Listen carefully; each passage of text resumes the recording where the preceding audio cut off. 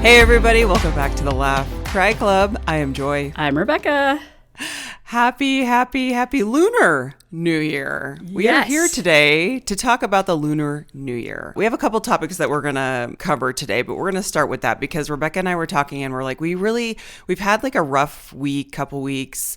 I don't know if you want to share what happened with Fritz, but like we didn't talk about that on the last episode because it had just happened, I think, right? Yeah, it just happened. And, a lot of our listeners know Fritz, and Fritz is my rescue dog. We saved him a couple of years ago. He was on the euthanasia list. Anyway, unfortunately, we had to let him go last week. He had a neurological event, which left him lame in 3 legs. So you can't really get around like that. And, at his age, he was 12. He had some other things going on, even though they're well managed. But yeah, we just had to make the difficult decision. And that is always so extremely difficult and just been really kind of soul crushing because what a great doggy. I mean, this dog was just always so cheerful, always. Yeah, I loved his little nubby tail. I love dogs with nubby tails. He had a nubby tail. He was so great. I miss his smell. I miss his whines and just even his slobbering. Yeah. I know. It's like you just like those little things that their presence is so big. And then when they're not there, it's just so silent. It's empty. And you have Oliver. Yeah, we got Oliver still. You just recently lost Ruby. So it's like 2 dogs in 3 months. 2 dogs in 3 months is a lot. And that is a lot. Yeah, it is so hard. But he had he got to eat all the forbidden foods before he went out of this world. And he went. It was the most peaceful passing of a dog I've ever seen. He was just just cozy in his own bed and had all the food he wanted, and he honestly died happy. He kind of looked like he had a smile on his face. Oh, I love that. Yeah. Oh, it was so good. Yeah. That's what I carry with me. Do your dogs give you signs when they pass? Have they done that yet? I don't know that I've received any. Maybe Fritz has given me, because a butterfly has appeared in my backyard. We have a new bird that is deciding to build a nest. We have this finch family that this is 4 years in a row that comes back every year. I love finches. But there's a brand new bird that's building a nest. So yeah, I don't know. And I think maybe there was some sort of visitor one night because Oliver was acting really bizarre. You ever wake up in the middle of the night and your dog's kind of pacing and you're like, why? And acting like they're scared, but there's nothing in the house. And it's they know energy. So yeah, I don't know. He's been really sad, which I'm surprised because he wasn't Fritzy's biggest fan. But yeah, he lost his pack and he's a solo dog. And that's what's breaking my heart too, is he's so depressed. Ugh. It's crazy. I think that's really probably the hardest to watch is watch your animals grieve. Yeah. And I'm just surprised because I'm he doesn't really like Fritz. But I guess maybe he did. It was his companion. Yeah. It was a companion. It was maybe the love-hate relationship where it's you missing the drool, where he's I hated that mofo, but I miss having him around. I know. Well, he used to do this thing, we'd leave the house and Fritz would be totally asleep in his bed because he couldn't hear very well. Oliver knew we were home. He'd immediately go and start shaking and bark in his face. Fritz wakes up and he's what? Where am I? What's happening? And we're always Oliver, don't you go wake him up, because it startled him. But he would always wake him up hey, they're home. Or you know how they do the shakes and they communicate with each other? It's time to get your ass up. It's time for breakfast, everybody. Let's go. They rally each other. Yep. Oh my gosh, yes, my dog. And so I think, because he always did that shit to Fritz, and I think he's missing that. Yeah, that's so cute. Oh. Breaks my heart. Okay. I know. Well, we're all sending love because that just is a hard loss. And I know everyone listening has experienced that on some level of losing an animal and how hard that is. So yeah, it is. Giving our love to Mr. Oliver too. Okay, so let's dive into a little bit of Lunar New Year knowledge. And I had to pull up some history here because I always like to look at the facts and look at the history when I don't know something. I don't want to just co-opt it and be oh, let's do that. You know how Americans tend to do that? Yes, we do. We tend to borrow everyone else's traditions. So you may know all of this. I didn't know this. So I was like, oh, I want to acknowledge that it is the Lunar New Year. We're discussing the history and the meaning, like 3,000 years of history, which is super cool. And I think as I get older, I get a little more nerdy about wanting to know history. So it dates back over 3,000 years. Did you know any of this? I didn't know any of this. I think I did. It's not like readily available. So it's marking the end of winter, the beginning of an agricultural cycle, ritual offerings for harvest protection. Families historically honored lineage, cleaned ancestral graves, and made offerings. So across cultures, the themes are a massive family reunification. So China's migration is the largest annual human movement globally. Ritual cleaning of the home, settling debts before the new year. Symbolic foods include dumplings, longevity noodles, rice cakes. It's very interesting that like humans need ritual closure. And so I think that's what this brings up for people because, the Zodiac system it's influenced by like, they have the rat, the ox, the tiger. Like we know of all about the animals of the Zodiac. What animal are you? Do you know? Oh, that's a great question. I think I'm the snake. It's 77. I think I'm the snake. I am the rabbit. The Zodiac belief has historically influenced our behavior. It's culturally significant. So the year of the horse is 2026. What does that mean? It means independence, vitality, momentum, charisma, relentlessness, and forward drive. It is tied to growth and expansion, intensity, passion, volatility. The horse year energy can be framed as movement, but also impulsivity, strength, but also burnout. Let's kind of go into maybe some things that you've thought about in terms of like if people want to have a participation. I also think it's important to look back at the history of this, but maybe it's a time of renewal. And like I said, humans like to have these rituals. If you ever want to do a deep dive in a really cool book is called The Power of Ritual, Turning Everyday Activities into Soulful Practices by Casper ter Kuile. I've never read that. It's a really good book. We actually had him on our other podcast and he is a lovely, lovely, lovely human, but really kind of goes into like how we crave that and we like to have rituals, but you don't have to make it like this grand thing and how you can individually make these rituals sacred for yourself and how important it is to have these rituals. And so I think there's something really, that's why we like to have journals and like we have these newness and like the new year where we have, we're starting to do behavior changes. I think we're very much tied to that hope and motivation. So let's talk a little bit about maybe some traditions. I want to add real quick too that it's the year of the fire horse, which actually apparently is a very rare combination. It happens like once every 60 years. And so the energy for 2026 is going to be pretty intense. And I was reading too, it's very much kind of in line with passion. So if you listen to our last episode, we were talking about passion versus purpose. Mm-hmm. That might be helpful too to connect. I want to share this funny story. I was listening to maybe NPR or something, and I think it was in China. So they make like little plushies, animals for whatever year it is. And so they were making these red horses. Somewhere somebody got something incorrect and they made a batch that, because the horse had a smile on its face, they accidentally made a batch of frowning fire horses and they got released and a few people picked them up and they're like, what? This is hilarious. And it kind of brings me to the whole like how humor is also so important in everybody's life. Like this is, like a fun tradition. It's something that the community celebrate. And they have these little gifts that they give people. But this frowny horse became such this funny thing that they started producing them. So now you can buy the frowning fire horse, which is really cute. But that's really funny. It's almost like it's probably like a collector's item too. It probably is. It's like a Beanie Baby at this point, I guess. That's the whole thing. I'm dating myself. But yeah, I was thinking more about this and like there's 7 distinct lunar traditions that I think also really secretly connect to our minds too. And like we can use this for renewal as well. And I think the first one is about cleaning house, right? Meaning you're supposed to like clean your house, kind of remove the bad luck. But from a mental health connection, I'm thinking of like this being symbolic closure, like decluttering, mental clarity. How do you like when you think about cleaning your mind, like, cause that's our house too. Our body and mind are our house. How do you cleanse your mind? Oh, that's a really interesting question. Because I'm in this mindfulness-based cognitive therapy class right now, I'm learning so much about being present, sit with my mind, learn the difference between your thoughts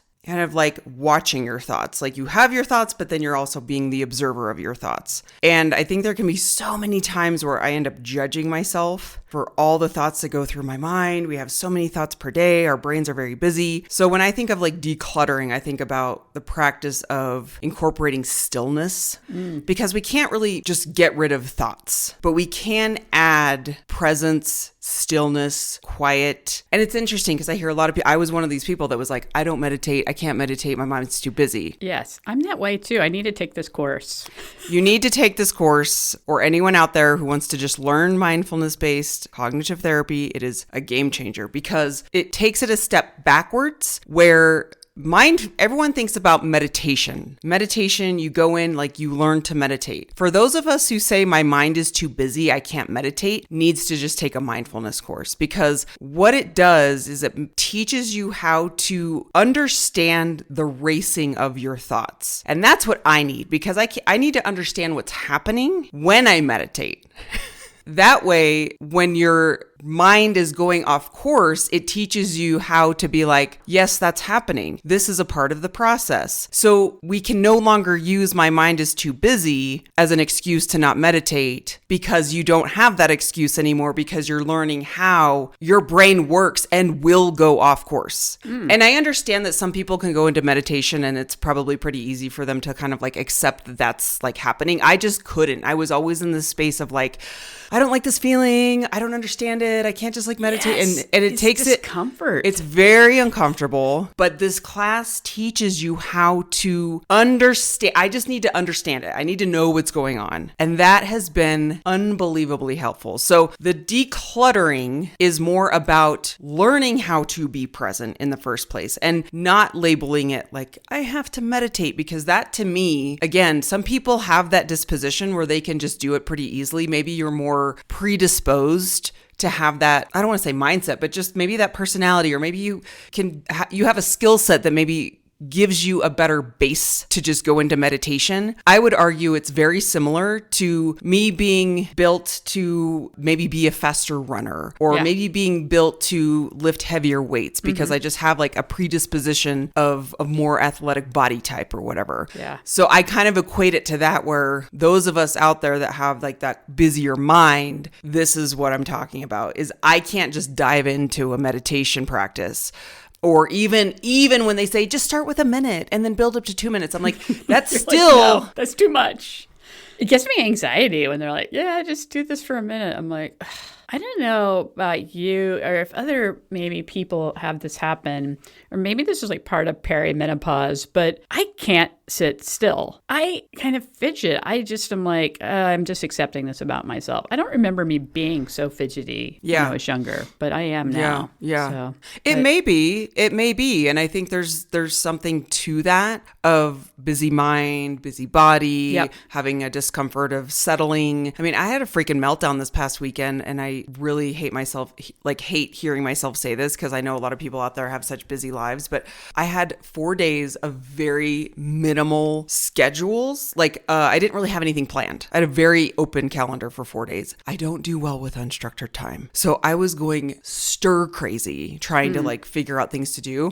So it's kind of understanding that part of like, okay, what is it about me that like needs this type of structure? Just to scare you a little bit, is on Sunday, part of this course is doing a full day of mindfulness practicing. Full day. And what does that look like? Are you able to talk to anybody? Oh, yeah. You talk, but it's not like a silent retreat, but it's all virtual. So I'll be at my house. You're on it all day long? All day long. It's from 7 a.m. my time to 2, 8 hours. Okay. Yeah. I'm thinking when you say all day, I'm like 24 hours, but it's a lot. I'm nervous. I'm scared because boredom. We are going to be still a lot of stillness. I'm thinking a lot of reflecting. That's so much time for me to be getting more accomplished than sitting for 8 hours. Like, I got shit to do, right? I know, but that's the whole point. The whole point is this actually makes you feel better. It makes you feel better. I crave now doing a mindfulness practice, which I never thought I would ever hear myself say. So that part of understanding that we can clean out the clutter in our brains. That's an interesting concept for us to just like explore. So what I'll be doing all day, just to answer your question, is we do mindfulness practice. So we'll do like a body scan, which takes 40 minutes. 40. It's a serious body scan. And then we'll do some mindful eating together, where I'm sure you've seen people where you do like mindful eating, where you like use all your senses to look at the food. We're going to take a mindful walk together, which I'm a fan of. I love mindful walks. There's a great series in the Audible app. If you all have Audible, Headspace has a great series for mindful walking, and I believe it's free if you have an Audible account. So I've been doing those, and that's great. Anyway, so it's just the whole purpose is this class is teaching you how to do mindfulness and how to really incorporate it in your daily life, which, you know, for people like me who use the excuse of like, I just can't. I knew that would be a challenge going into this class, because the story I've told myself for so long is I'm too busy of a mind to meditate. So clearing the clutter. What about you? You know, I think I try to be mindful. Clearing the clutter for me is, I probably do it best when I'm like exercising or doing something crafty, like where I'm using my body, hands to do something, because I can kind of get lost. That would be mindfulness, I would say, Rebecca, because I have a harder time. Like, you like to do little projects like with tiny like miniatures. Yeah. That to me takes a lot of focus and a lot of presence. I actually just finished one, and it's so cool. It's like this little greenhouse has a light in it. Oh, it's so cool. But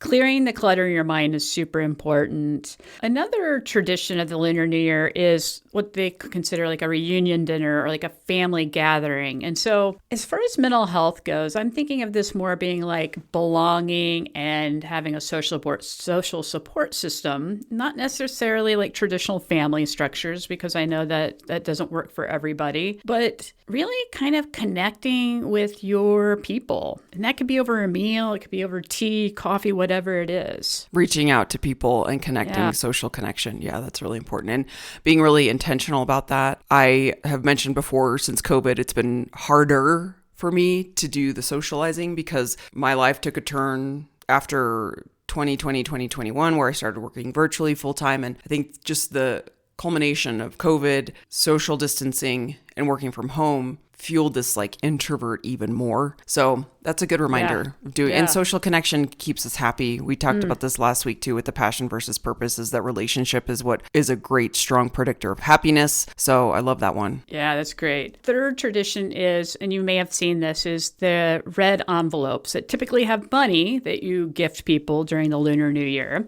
So I'm thinking about this in relation to mental health, and I'm thinking of like generosity. Like we know that it improves our well-being, like giving or being of service to others. That's how you can give back. You don't have to give money, but if that's your thing and you have the ability to donate to maybe a charity right now, you can do that. But it's really about how can I be of service? What can I do for somebody else? Yeah, I love the reminder that you just mentioned around giving to others. One of the best ways to pull yourself out of a funk is to do something for someone else. It could be a small gesture, something like that I'll do even if I don't have a lot of time or I'm just needing kind of like a quick fix. When I take my dogs for a walk, I pick up trash because I think about like helping the environment, I love that. Yeah. I mean, trash within reason. Like if it's a gross, like a tire.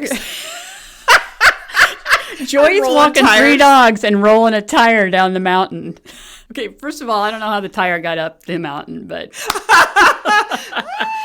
But I'll just, like, if there's bottles or cans, I'll just collect them on my walk home. You know, I feel like that's a way for me to give back. Yeah. Yeah, I like to pick up, like, micro trash, too, I feel like. Because, you know, like, trash day, people's shit flies all around. All over the place. Ugh, it's so annoying. But, yeah, I just pick it up because, you know, little birds get these trash and it gets in their system and stuff like that. Yeah. Yeah, and just reminding that this symbolizes passing on good fortune to others, which we desperately need in this country. Like, let's pass some good fortune and be kind to our neighbors. Just be kind and generous. What you resist persists. And that is a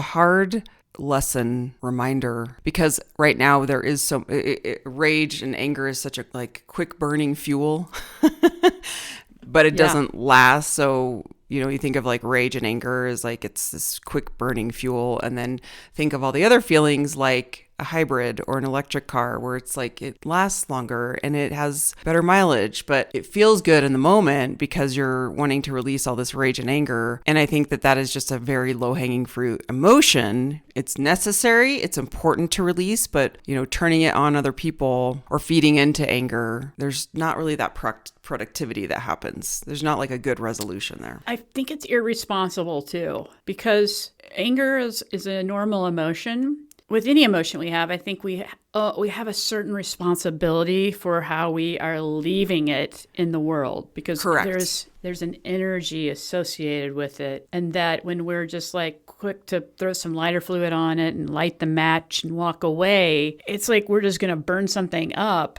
and then just leave it. But that's doesn't solve anything, and it's not responsible. And it's important right now what you said about like giving back to each other and helping each other, because what is being stirred up right now in the world is anger, because we have horrible leaders that like to stir up those emotions because they know it's a cheap and quick way to get a lot of people get a lot of attention. I think of like the Megyn Kellys of the world, where you stir up a lot of anger because it's a very cheap and easy way to get attention and money. So, so we can counteract that by being like, all right, how can I be kind in the world? I'm not going to feed into this narrative. And also, hey, everybody, think for your darn self. Think for your darn self. Don't let people, lead this charge of anger and hate because it taps into something in you that is hurt. Think for your darn self of like, okay, so why am I hurt here? Why is this stirring me up so much? I think it's a really valid point and important for sure. Another part of the lunar traditions is wearing red. And that takes me like, when I think about his mental health, I think of like the psychology of color, right? And we've talked about dopamine dressing on this podcast before. So I think of wearing clothes or, whatever you want to do that makes you feel better. Yeah. It doesn't have to be red. It could be, I personally like blue. So, I'm going to wear probably blue. But I think sometimes when you have like an intentional dopamine day, or let's say it's red, sometimes I'll wear really bright lipstick because I'm like, this gives me like this confidence of whatever it needs to be that day. I really like that feeling. Like whenever I wear that, people either compliment you or be like, oh, that's really great. And, it does help. Like it does kind of give you this like shift your mood. Yeah, it totally gives you a mood boost. Yeah, it's like a wearable affirmation. Yes. Or you can wear a shirt with an affirmation even. Yeah, totally. You can. Oh, I love it. I love shirt. I want to own a t-shirt company someday when I retire. That's my plan. And your animal farm. Yes, in my animal farm. Yes. The fifth tradition is, and I know this is probably going to get some mixed reviews, is fireworks and noise, because it's a celebration, right? Yes. Me personally, I'm not super into fireworks. I wish they weren't loud, because I love the colors, right? Right. I love the colors too. Yeah. But watching them from a far distance where you're not super, I hate it for people that have trauma, veterans, and for all the animals. Like the animals, it's scares them. So scary for them. But essentially, it's like, if we look at this in relation to mental health, we're looking at like an emotional release, like a catharsis, and like a collective joy. Wouldn't it be amazing if we had a collective joy in this country? I mean, the Bad Bunny performance was great collective joy.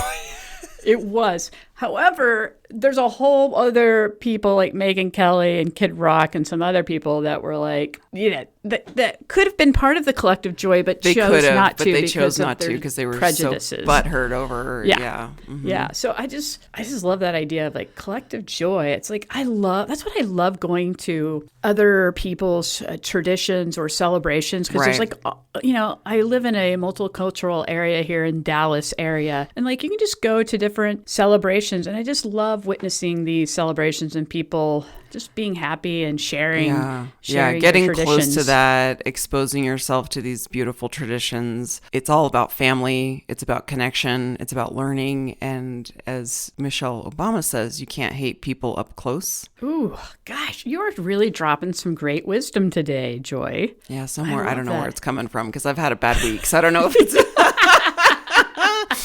Maybe the tide is turning. I see the bookshelf in your mind. You're like, I've got a great quote here. Let me pull that off. Yeah. I like that. That's true. You can't hate people up close. So the more that and that's why it's easy to spew hate, because online it's from afar. I mean, it is so much easier to say things behind a keyboard with an anonymous face or a profile picture than it is if you're standing in front of that person and you see their humanity. I don't think that we would see as much hate if we didn't have like all this online spewing. Oh yeah. Yeah, and we had more connection. Yeah, they don't like want to be up human close and connection. personal with you to say it to your face, because that's uncomfortable. People don't like conflict, but they sure as heck like conflict behind a keyboard because it's not safe. Threatening. They don't have to confront. I'll never forget, sorry, this is another quote, but Brené Brown, when she was first coming out with her book, yeah, pulling it off the shelf. When Brené Brown first came out of the woodwork from all of her research that she was doing, and she blew up because of the TED Talk that she did about the power of vulnerability and shame, she talked a lot about how after that TED Talk blew up, that she was reading a lot of the comments online and they were horrible and they were mean. And she was, under the covers for days being like, I can't believe this. And she read the Thomas Jefferson quote about it's the man in the arena. It's easy to spew hate when you're in the cheap seats. But I will talk to you if you're in the arena with me, the one fighting, the one on the stage, So, I mean, that is not at all the quote, but that's the gist of it. That is the gist. I love it. I love your interpretations of these quotes too. Like, you should create your own coffee table book, like quotes reworded by Joy. I love it. So, well, I have to do a quick correction. It was Teddy Roosevelt, not Thomas Jefferson. So sorry about that. Get your white men from history correct. I really should. Which mustache guy was it? Actually, I don't think Thomas Jefferson didn't have a stash, but Roosevelt had a nice, healthy stash. He like sure a did. Tom Selleck stash. Tom Selleck, nice, healthy stash. Okay, sorry. Oh, no, you're fine. Okay. Another Lunar New Year tradition, this is number 6, is setting intentions, which I feel like it's pretty easy to bring that into the mental health world. And we have talked about setting intentions a lot. I'm sure our listeners have set tons of intentions throughout their lives. But, what is your plan? Like, what do you intend to do with what, it could be with anything. Like this morning I went to the gym and set an intention, like, I'm just going to do a workout and not hate on myself through it. And that's what I did. That is such a nice intention because it's time sensitive where you're like just in this hour. And I think that's something we often will set these loftier goals and our attention spans aren't that long. So we think really, if you give yourself an hour to be like, just in this hour, I'm just going to do this. I love that. Well, I think it also helps for anybody that has ADHD too, or, just feels like attention is hard at this point. So and remember that language can shape how your outlook on life is. Like, it's important how we're speaking to ourselves and other people because it really does shape our emotional outlook. Yeah, I mean, yesterday, so let's see, I'll give you an example. When was it? Tuesday. My classes are on Tuesday. Tuesday morning, I was in this horrible mood. I don't know what was going on with me, but it was a horrible, horrible space. Did my 2.5-hour class where I started to feel a little bit better because we were dipping into all this mindfulness and watching my emotions go by, watching my thoughts go by, being like, all right, I'm not that. That's there. It's happening. I'm not going to fight it. And I was feeling pretty good for the day. But then the end of the day, just a lot of annoying things happened where I was already feeling kind of irritable, but it just amped me up and I lost my ever-loving mind, where I had to go to bed at 7 p.m. because I was like, I just can't, But the point of you can have these intentions and the expectation is often that we will have to feel better. And we need to stop doing that. We just need to be my intention is that I'm going to be present during my workout and I'm not going to say anything bad about myself. Great. But at least speaking for myself, if I fail at that for the day, I'm like, I didn't feel better. I'm a total failure, which you're basically just doing the same crap to yourself. So the lesson here that I've been really looking at and practicing is, even if you have these intentions, do your best to not be like, my goal is to just wrangle myself and white knuckle it to like make sure I feel better by the end of the day. Let's not do that either. No. Let's just like take the pressure off of yourself and do it more from a space of like ease and openness and allowing. See if that helps. That's like relieving the pressure valve. Yes. Like it's so important. I don't know if anybody's ever done any canning or has, any of our listeners done canning. Like my grandma used to do canning a lot. And I always, just so growing up, I knew people doing it. And I always knew, like, because they put the canned vegetables in glass jars in, like, this pressure cooker on a stove and it has a little valve at the top. They kind of have to watch it because I used to hear so many stories of these things exploding on these women. Ours exploded. Ours your exploded. Your mom did it? Yeah. My mom, it was was she okay? It was a pressure cooker that we had when I was a kid, and it exploded, and it had chicken in it. Oh shit! And we had chicken on the ceiling and the top for went years. through the roof, busted through the roof. What? Yeah. Like went out of your house? Yeah. Oh my gosh. So just so you know. Yeah, so see, that's what happens when you don't monitor the temperature, which is your own emotions, and you don't release the valve, which like being mindful and setting smaller intentions and don't set really high expectations. Like that's the valve. Don't stuff it in. That's what happened. She thinks that she stuffed it too. She didn't like pay attention to the fill line. It's very delicate. It's very delicate. Yep. Wow. Okay. Well, that takes me to the last. I'm like so worried about your poor mom. We have a good laugh about it at least once a year. Do you guys have photographs of this? Probably I'm sure not back we do then. it. Really? Because we had to submit an insurance claim for like our house. Did they say how the hell did you get a hole in your but I remember they came out and they fixed the ceiling, and but it was like my mom was like, I can't believe I was cleaning chicken off the ceiling for like months. Oh yeah. And my dad was actually at the kitchen table when it happened. Oh shit. And he was like, all I know is that all of a sudden I just see this like piece of chicken like sliding down the wall. And like a total because he was like, what just happened? Oh my gosh, that had to have been so scary. But hey, what a great segue into the last, number 7 of the Lunar Traditions, which is honoring your ancestors. Yeah. It's like, I have fond memories of my grandma canning. And so how we honor our ancestors, how we take this like towards kind of like mental health, connecting it to mental health, I'm thinking about celebrating your identity. Yeah. And your identity also, it comes from your ancestry. My identity, my ancestors are Czech.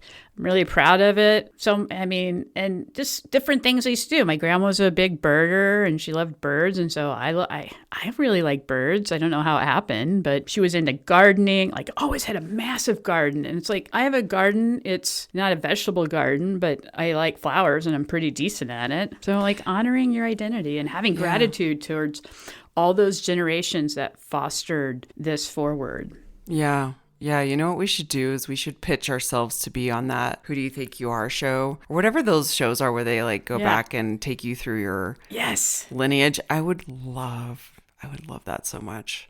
Hey, if that show's casting, please cast us. Yes. Well, there's another show that I really want to do in Canada. So it's called Extracted. This is totally off topic, but if anybody knows anybody in Canada and get me on this show, I want to do it because I think I'd be good at it. Essentially, what is it? They take you and they drop you out in the wilderness in Canada, and you have 2 people that support you back at headquarters. And so it's like you're just kind of trying to survive out there. You just get dropped with your clothes on your body, and you have to like try to build your own shelter. And so your people back at headquarters are trying to get supplies to you. But there's some gameplay in headquarters about like who should get what and not. Oh my gosh, this sounds like the Hunger Games, Rebecca. It's totally on video. So like you're being videoed the whole time you're out there, and people can like it'll tell you like how depleted you are and like if there's concerns about your physical ability because you may have not eaten in days or drink water in days, and there's bears available. If I don't have food, like how would you? If I don't have food or sleep, I'm useless. Yeah. I think my concern would be the water. At one point, I think I just say, fuck it, and I'm going to drink the water out of the pond. I know that's dangerous, but I do a filtration system with some leaves and stuff and try to filter it the best I can. But I think I'd have a massive headache. and I hate having a headache, so I'd be a baby about that. Sometimes it's really rainy and cold, and I don't do well when I'm cold and wet. Like, yeah, I don't know many people I deteriorate very quickly. So that's probably why they love the show, because it makes everyone have a meltdown. Well, some people are, or some people do pretty good. But I think it would be fun. I would love it. I want to do it. Are you serious, Rebecca? Yeah. You think it would be fun to be cold and wet and hungry and thirsty? This season, it's not raining a lot. And I'm not afraid of black bears because they're really harmless. I mean, they're not going to eat you. Whatever. I guess if it's meant to be, it's meant to be. That's my legacy. Oh my gosh. Rebecca, we knew Rebecca back when she passed away from doing She got eaten by a bear. She had Giardia and got eaten by a bear. Oh my God. But I think I'd be pretty good at it. I don't know. I would be interested. I don't know if I'd be crying because I entertain myself and I talk to myself a lot. So yeah. I'd just be hanging out and I could get mindful real quick because you're doing nothing in the day but hanging out. Well, producers, give us a call. Yes. So, those are the 7 kind of Lunar New Year traditions that I think we can also celebrate in a mental health way. Yeah. It's a nice little way to take care of yourself, be intentional, be present. I'll list some of the resources in the show notes that we mentioned today, the power of ritual and anything around like mindfulness-based cognitive therapy if you want to check that out. But yeah, I think we had another topic we wanted to cover today, but I think we're going to wait for next week just because we're running out of time here. Yeah. Yeah.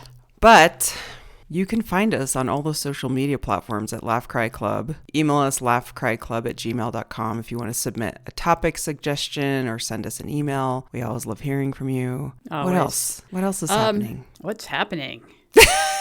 I don't know. It's another week. It's another week. We've almost made it through. Yeah, trying to get through life. We've almost made it through February. We are approaching the spring ahead, daylight savings time, which always catches me by surprise. I always feel like when is that? It's coming. In like the second week of March. Ooh, it's happening. Crazy. Yeah, it's happening. Early voting is happening in Texas. I don't know if other states are doing early voting right now because we have primaries coming up and it's heating up down here. So it is heating up. Had so much fun voting for all the women candidates yesterday. So that it just gave me such a pride.